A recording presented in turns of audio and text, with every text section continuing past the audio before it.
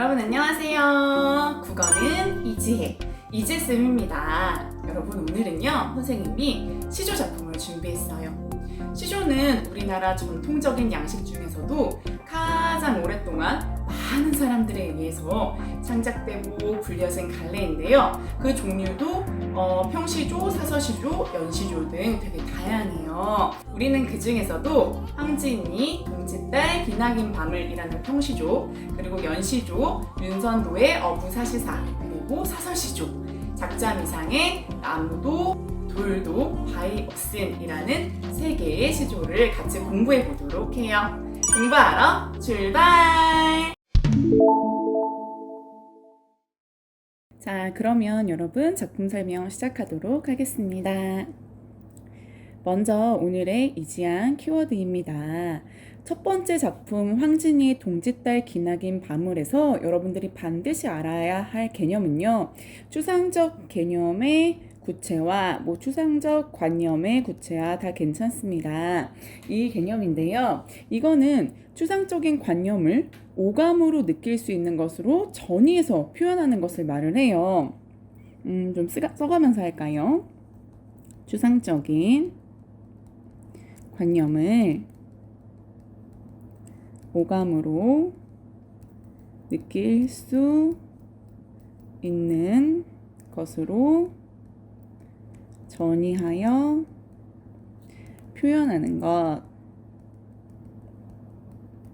쉽게 말하면 오감으로 느낄 수 있다면 구체적이고 감각적인 표현, 느낄 수 없다면 추상적이고 관념적인 표현이라고 생각을 하면 돼요. 예를 들면 여러분 사과 하면은 붉은색, 시각, 달콤한 맛, 미각이라는 것을 느낄 수 있지만 민주주의 같은 경우에는 그렇지 않잖아요. 그쵸? 그래서 시적 대상이 행복이거나 독립, 외로움, 민주주의 이렇게 추상적인 관념일 때 이런 것을 구체적인 모습으로 표현하는 것이 바로 추상적 관념의 추상적 개념의 구체화입니다. 자, 두 번째 작품 윤선도의 어부사시사의 이지한 키워드는요. 이 어부사시사가 여러분 어느 날 갑자기 짠 하고 나온 게 아니에요. 고려시대의 어부가를 이연보가 개작해서 어부가로, 그 이후에 윤선도가 염구와 후렴구를 넣어서 창작한 것이 어부사시사가 됩니다. 세 번째 작품은 작자미상의 나무도 돌도 바이옥슨이라는 작품인데요. 이 시조는 사설시조예요. 길이를 보면 되게 길거든요. 사설시조는 뒤에 가서 자세하게 설명해 드리도록 할게요. 자, 고전시가의 주제는요. 강호한정이거나 아니면 회고 및 충절 또는 연정 및 이별 또는 교훈 아니면 비판 및 풍자인 경우가 많아요. 우리가 배우는 오늘 세 가지의 작품도 각각 어떤 주제에 해당하는지 여러분들 잘 생각하면서 강의를 들어주셨으면 좋겠어요. 자, 첫 번째 작품입니다. 황진이 동짓달 기나긴 밤을. 여러분 작가가 누구인가요? 네, 황진이 굉장히 유명하죠. 바로 이분이죠. 그쵸? 황진이는요 여러분 기녀예요. 기녀. 자, 그래서 기녀가 쓴 시조라고 해서 이 작품을 기녀시조로 분류하기도 합니다. 자, 그러면 여러분 기녀시조에 대해서 잠깐만 우리 설명을 듣고 갈까요? 기녀시조, 기녀가 쓴 시조를 기녀시조라고 합니다. 기녀시조는요, 사대부 시조와는 다른 보편적인 미의식을 드러내는데요. 그 특징으로는 첫 번째, 인간의 정서를 숨김없이 표출합니다. 사랑하는 님이요, 보고 싶어요, 당신이 너무 그리워요 와 같은 뭔가 좀 솔직한 인간의 정서 있잖아요. 사대부 시조 같은 경우에는 임금을 대상으로 한 작품에서는 물론 임금님 보고 싶어요, 다시 사랑해주세요 이런 거 할 수는 있겠지만 이성을 향한 이런 정서 표출이 거의 없거든요. 그런데 기녀시조는 이런 정서 표출이 드러난다라는 것 특징. 자, 두 번째 특징은 우리말의 아름다움을 잘 살리고 있어요. 한자어를 사용하지 않고 우리말의 아름다움이 굉장히 잘 느껴지는데요. 이따 우리 작품에서도 확인해 보도록 하겠습니다. 자, 그러면 여러분 이 기녀시조가 지닌 의의는 과연 무엇일까요? 여러분 원래는요 이 시조가 남성 사대부에 한정이 되어 있던 갈래예요. 남성 사대부에 한정되어 있었던 시조 작가층을 여러분 지금 기녀라는 여성으로까지 확대했다라는 게 첫 번째 의의입니다. 시조 작가층의 확대.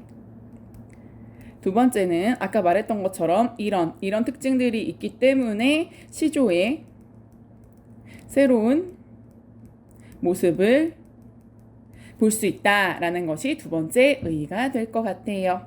자, 그러면 다시 가보도록 할게요.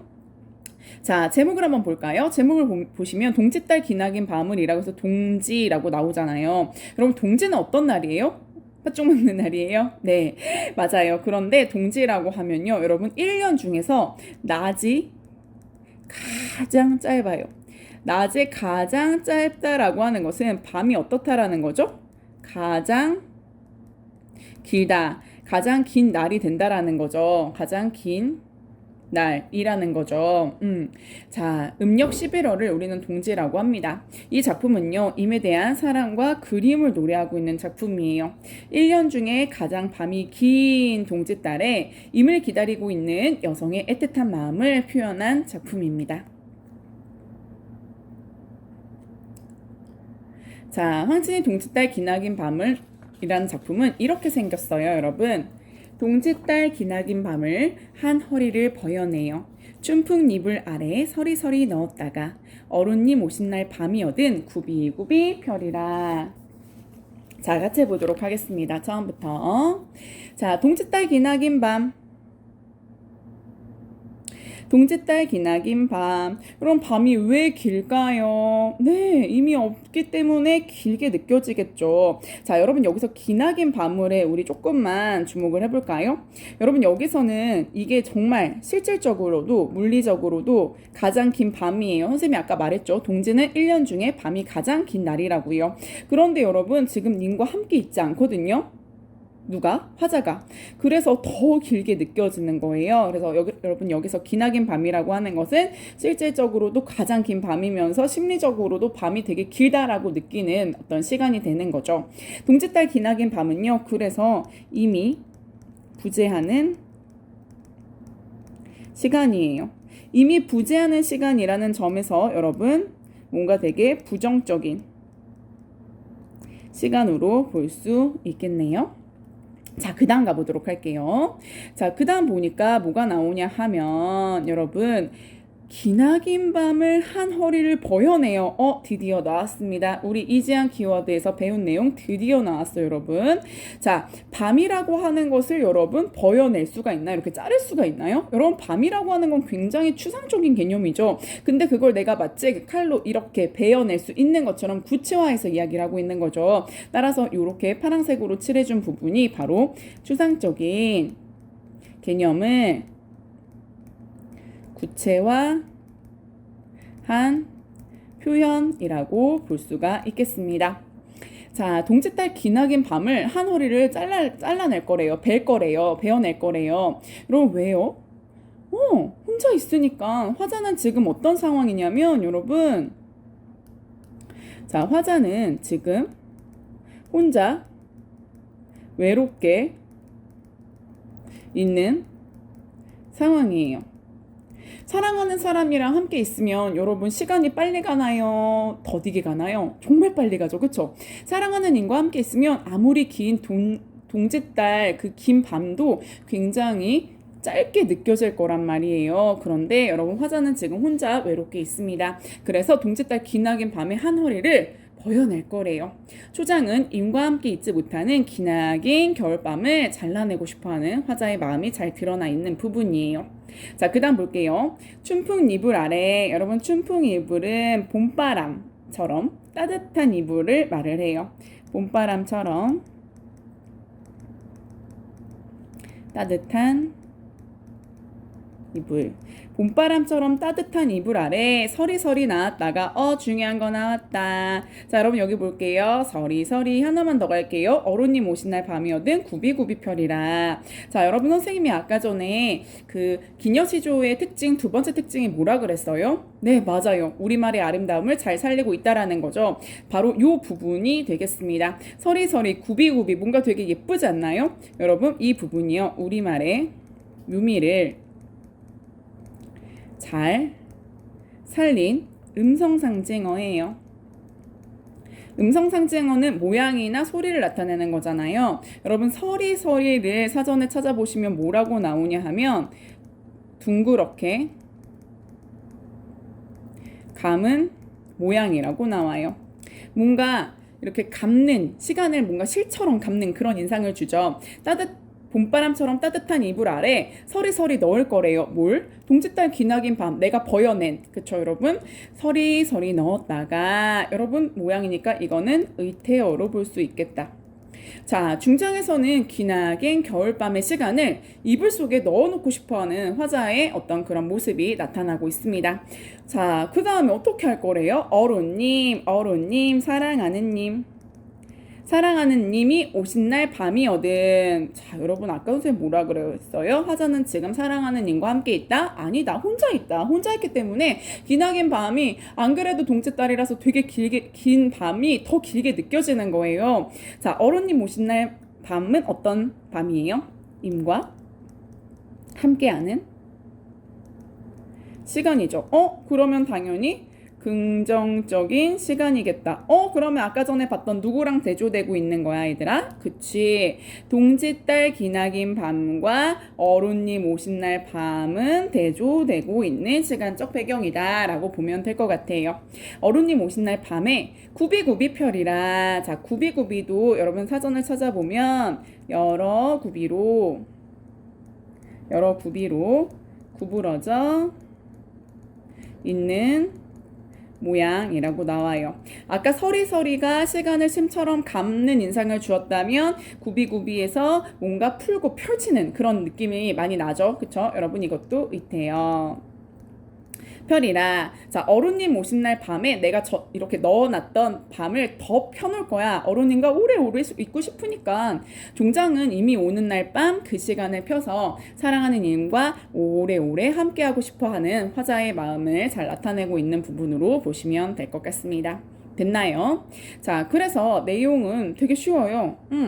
나 동짓달 기나긴 밤 너무 길어. 임도 없는데 왜 이렇게 긴 거야? 이 밤을 베어내야겠어.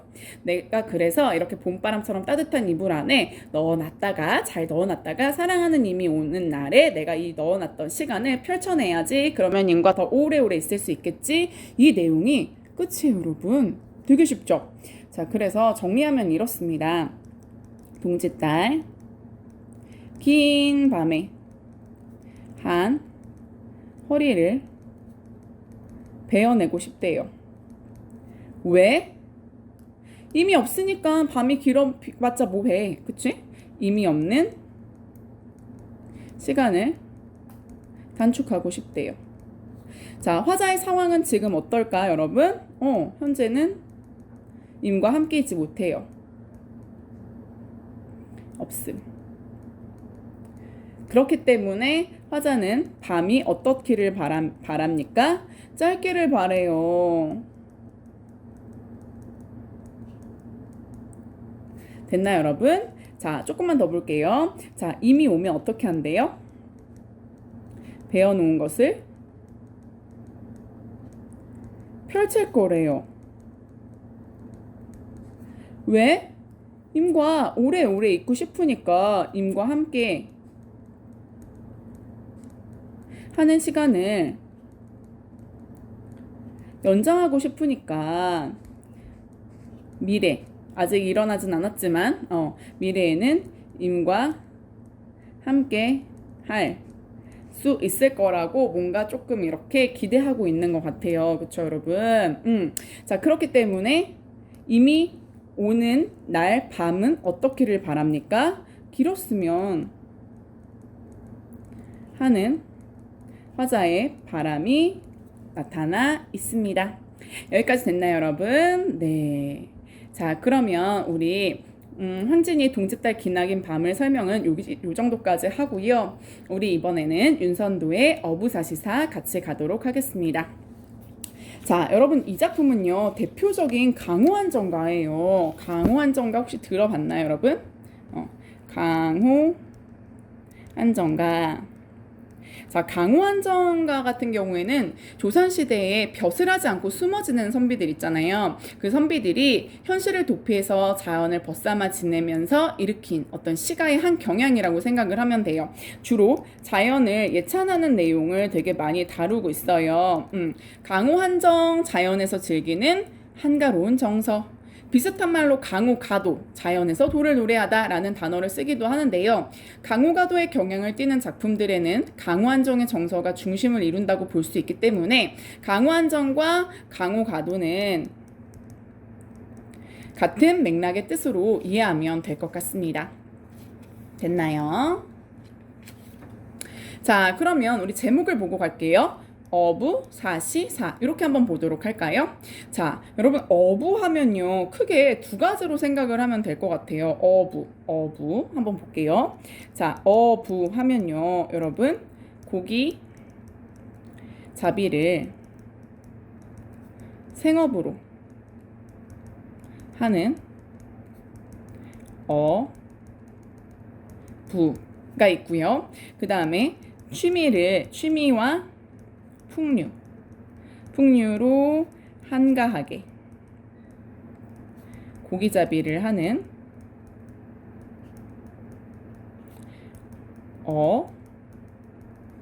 부가 있어요. 요즘에는 진짜 낚시 취미인 사람들도 되게 많은 것 같은데요. 자, 여러분 여기서는 어떤 어부일까요? 이 작품에서 어부는 위에 어부일까요? 아래 어부일까요? 네, 맞아요. 이 두 번째 어부예요. 자, 우리가 흔히 작품에서 이렇게 두 번째 의미로 나타낼 때는 강호한정을 즐기는 사대부 계층으로 보는데요. 자, 그래서 여러분 여기서 보시면 이렇게 취미와 풍류로 한가롭게 고기잡이를 하는 어부의 사시. 여러분 여기서 사시는 봄, 여름, 가을, 겨울 즉 춘, 하, 추, 동을 말을 해요. 이 작품은 여러분 춘, 하, 추, 동, 봄, 여름, 가을, 겨울이 각 10수씩 총 40수로 이루어져 있는 작품이에요. 그래서 이 작품은 어부의 사시 생활을 노래한다라는 의미를 가지고 있어요. 됐나요? 자, 자연과 함께하는 즐거움, 어촌의 아름다운 자연 속에서 한가롭게 살아가는 생활에 대한 정체를 사계절, 추나 추동을 배경으로 노래한 연시조라고 되어 있습니다. 자, 여러분 연시조 혹시 아시나요? 연시조? 평시조가 두 수 이상 이어진 시조를 우리는 연시조라고 하는데요. 자, 여기 한번 볼게요. 우는 것이 벚구기가 푸른 것이 버들숲가 이어라 어촌 두어 집이 내 속에 나락들락 지국총 어사와 말간 깊을 소이 온갖 곡이 뛰노나다. 선생님이 지금 가로로 묶은 부분이 이제 여음구 후렴구인데요. 이 여음구 후렴구를 빼면 초장, 중장, 종장 형태의 3장 6구 평시조의 형식을 지녀요. 지금 보니까 춘에서 산 거죠. 선생님이 각 춘하추동이 각 10수씩 있다라고 했죠. 이런 식으로 평시조의 형식이 여러 수 이상 늘어난 것을 연시조라고 말을 합니다. 자, 그러면 그 중에서도 오늘 한 수만 배워보도록 해요. 우는 것이 벚구기가 푸른 것이 버들숲가. 자, 해서 시작하도록 하겠습니다. 우는 소리가 들리는 것 같지 않나요, 여러분? 청각적 심상. 뻐꾸기, 우는 것이 뻐꾸기인가? 푸른 것, 여러분 푸른색도 시각 나왔어요. 푸른 것이 버들숲인가 버두나무 숲인가. 이어라. 자, 이어라는 여러분 노져라 라는 뜻이에요. 노져라. 자, 여러분 이 어부사시사의 초장과 중장 사이의 여음 있잖아요. 초장과 중장 사이의 여음은 각 계절의 열수마다 출항에서 귀향까지의 과정을 보여줘요. 그래서 작품을 유기적으로 연결해주는 효과를 가지고 있습니다. 됐나요, 여러분? 그래서 뭐 배 띄어라, 다 놀려라, 돛 달아라, 저어라, 단 내려라, 배 세워라, 배 메어라, 단 내려라, 배 대어라 이런 식으로 각 계절의 십수마다 출항에서 귀향까지의 과정을 보여주는 부분이 바로 이 초장과 중장 사이의 여음구가 되겠습니다. 됐나요, 여러분? 여음구는요, 여러분, 이렇게 보시면은 지금 이어라로 이어져 있잖아요. 이렇게 두 단어 이상으로 된 소리를 우리는 뭐라고 하냐면 여음구라고 말을 해요. 그리고 이런 여음구 중에서도 연의 마지막 부분에서 반복되는 것을 후렴구라고 말을 하거든요. 어촌 두어집이 내 속에 나락들락. 내는 얘들아 안개. 어촌 두어집이 안개 속에 나락들락 하고 있는 모습이 보인대요. 자, 그 다음 갈게요. 지국총 어사와. 자, 중장과 종장 사이에 후렴구가 나와 있네요. 그쵸? 여러분 지금 이 어부사시사는요, 아까 초장과 중장 사이의 여음이 그 출항에서 귀향까지의 과정을 보여준다라고 말을 했다면, 중장과 종장 사이의 이 여음은요, 지국총 어사와로 동일하게 나타나고 있어요. 특히 지국총은 노저을 때 노젓는 소리 뭐예요, 여러분? 뭐 찌그덩 그걸 말해요. 지국총 찌그정. 어사와는 얘는 노저을 때 외치는 소리를 말해요. 뭐 예를 들면 뭐 어차 찌그덩 어차 이렇게 되는 거예요. 이 부분은 어부사시사의 전편에 걸쳐서 일정하게 나타나고 있어요. 자, 그럼 얘들아, 이거 노젓는 소리, 노저을 때 외치는 소리 의성어로 볼 수 있겠네요. 그쵸? 마치 정말 내 앞에서 배가 저 가고 있는 듯한 느낌, 뭔가 사실감을 부여해 주면서 흥치까지도 북돋아 줍니다. 이런 효과를 잡을 수 있겠다. 됐니, 여러분? 자, 맑고 깊은 소에는 못을 말해요. 못에 온갖 고기가 뛰노는구나 라고 하면 될 것 같습니다. 자, 그러면 여러분 요거 한번 볼까요? 고전 시가에서 자연을 다루는 방법은 크게 이렇게 4가지로 나타납니다. 우리가 방금 배웠던 어부사시사처럼 자연 속에서 풍류를 즐기거나, 아니면 여러분 관동별곡이라는 작품 아시나요? 자연이 너무 마음에 드는데 현실에서의 삶도 너무 중요해서 막 갈등을 하는 모습으로 나타나거나, 아니면 현실 너무 마음에 안 들어, 정말 현실에서 살 수가 없어, 그러면서 난 자연에 들어가 살 거야, 행복하게 살 거야, 걱정 없이 살 거야, 이렇게 자연 속의 삶을 추구한다거나, 아니면 자연물을 보면서 와 대단하다, 아름답다, 나도 저런 바위의 속성을, 저런 뭐 지조와 절개를 지키는 소나무의 속성을 나도 본받아야겠어, 뭐 교훈을 얻거나 깨달음을 얻는 이런 방법 등이 있습니다. 됐나요? 자, 어부사시사 설명은 이 정도로 하고요. 자, 마지막 작품 넘어가도록 할게요. 자, 마지막 작품은요, 작자미상의 나무도 돌도 바히 없은이라는 작품입니다. 여러분 혹시 이별해 보셨나요? 이별을 했을 때의 슬픔의 크기는 어느 정도였나요? 이 작품에서는요, 매에게 쫓기는 까투리가 나오고요, 바다에서 풍랑을 만났는데 도적까지 만난 도사공이 나와요. 그런데 얘네만큼 또는 더 많이 마음이 아픈 사람이 있대요. 왜 아플까요? 화자인데요, 바로 임을 잃었기 때문에 아프대요. 자, 그리고요, 여러분 여기 보시면, 자, 임과 헤어진 슬픔을 노래하고 있는데, 화자의 절망적 슬픔을 다른 대상과 뭐하고 있다라고 했죠? 비교하고 있어요. 나 이별해서 슬퍼가 아니에요. 비교 대상을 설정하고 있는데, 그럼 비교 대상이 있으면 그 고통의 정도가 훨씬 더 구체적으로 와닿거든요. 예를 들면 선생님 어제 진짜 매운 음식 먹었다 얘들아? 하면 선생님이 어느 정도의 매운 음식을 먹었는지 별로 와닿지가 않잖아요. 그런데 얘들아, 선생님 어제 핵 불닭볶음면에 베트남 고추를 잔뜩 넣고 졸인 매운 음식을 먹었어 라고 하면, 그것처럼 매운 음식을 먹었어 라고 하면 듣기만 해도 막 얼마나 매운지 혀가 막 얼얼한 느낌이 막 들지 않나요? 자, 여러분 이 작품은요, 사설시조예요. 사설시조. 자, 사설시조는요, 내용상의 특징과 형식상의 특징이 있는데요. 일단 내용은요, 현실을 풍자하거나 서민들의 생활 감정을 진솔하고 사실적으로 표현하는 등 생활과 밀착된 현실 감각을 주로 다룬다라는 것이 특징이에요. 그리고 소재하고 주제도요, 뭔가 이렇게 정해져 있지가 않고 되게 다양합니다. 형식은 평시조의 기준형 3장 6구에서 6구 중 어느 2구 이상이 10자 이상으로 길어지는데 대체로 중장이 길어지고요. 뭐 추장이 길어진 것도 나타나기는 해요. 다시 말하면 사설시조 같은 경우에는 3장 6구 45자 내외라는 형식의 아름다움보다는 감정의 뭐 절실함, 진솔함을 더 잘 나타내주는 시조라고 볼 수 있겠어요. 자, 여러분 본문은 이렇게 생겼어요. 딱 보셔도 여러분 지금 이 중장 부분이 엄청나게 길어진 게 눈에 보이시죠? 그리고 작자미상인 경우가 대부분이에요. 왜냐하면 사설시조의 주 작가층이 서민이거든요. 근데 서민들이 자기 이름을 내걸면서 막 나 이 작품 지었다 이러는 경우는 거의 없어요. 그래서 작자미상인 경우가 많다. 대부분 사설시조의 작가층은 일반 서민이다 라는 거 알아주시면 될 것 같습니다. 시작할게요. 되게 재밌어요.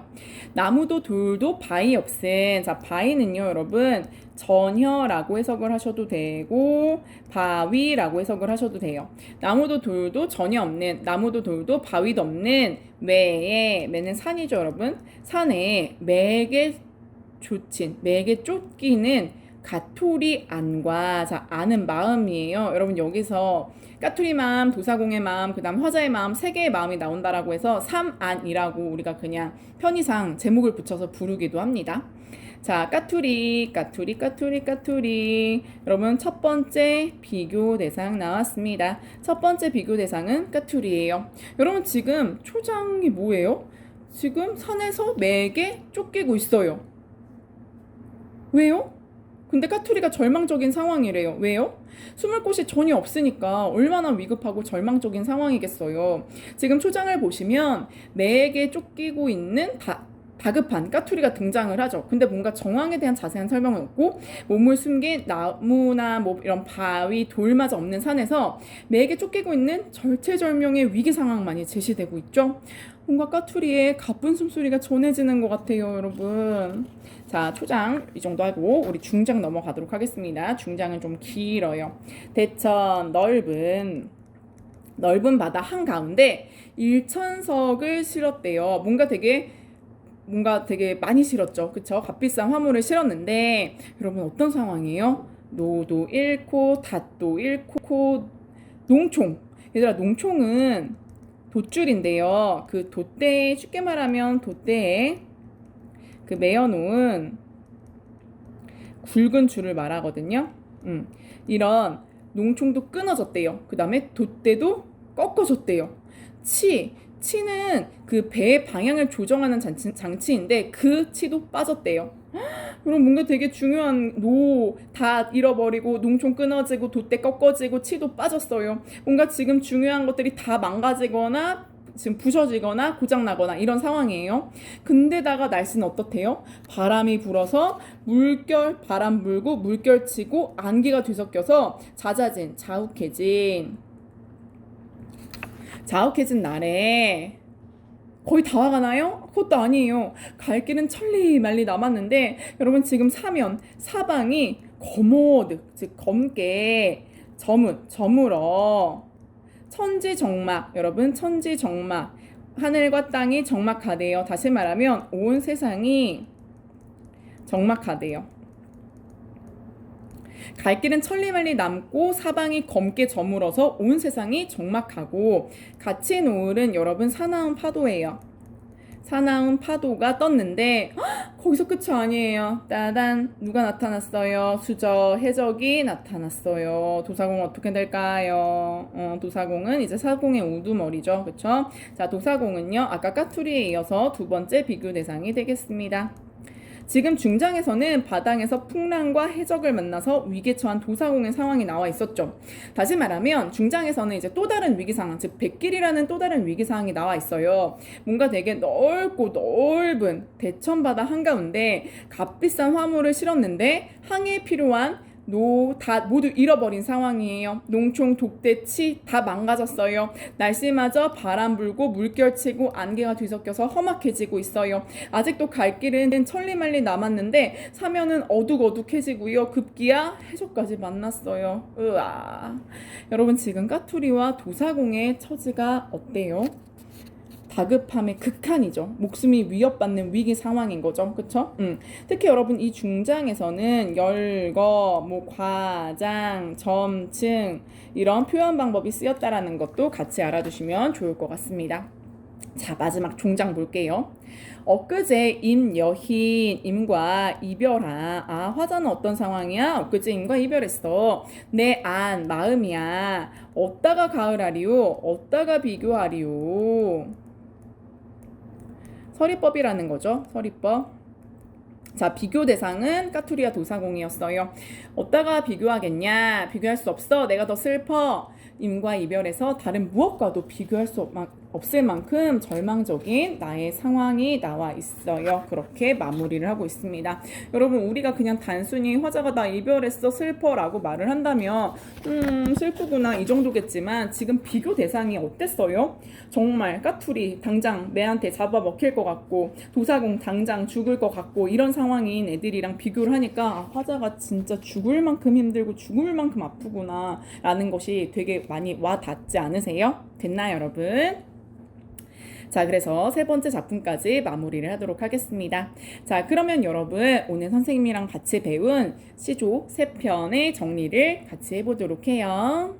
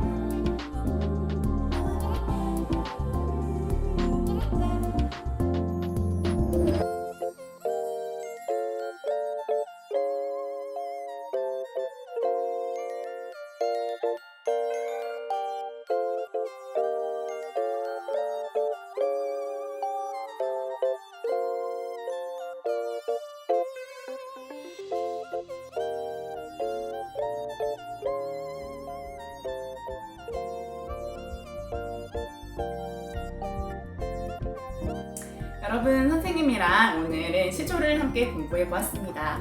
선생님이 시조를 가르치다 보면 이런 반응들을 보이더라고요. 선생님 이거 진짜 너무너무 오래전에 지어진 작품인데 왜 지금 배워야 하나요? 선생님 해석 자체가 안 돼요. 이런 반응들이 굉장히 좀 많은데요. 그럴 때마다 선생님은 많이 안타깝습니다. 여러분 시조는요 처음 해석은 물론 어려울 수 있어요. 하지만 여러 번 반복하고 계속 눈에 익히다 보면요 어느 순간 그 시조 해석이 되게 자연스럽게 되는 날이 와요. 그러니까 여러분 절대로 포기하지 마시고요. 그리고 공부하다 보면 시조만큼 재밌는 게 또 없거든요 여러분. 그러니까 여러분들이 그 재미를 정말 온몸으로 느끼셨으면 좋겠습니다. 오늘도 선생님과 함께 공부해 주셔서 고맙습니다. 이거는 이지혜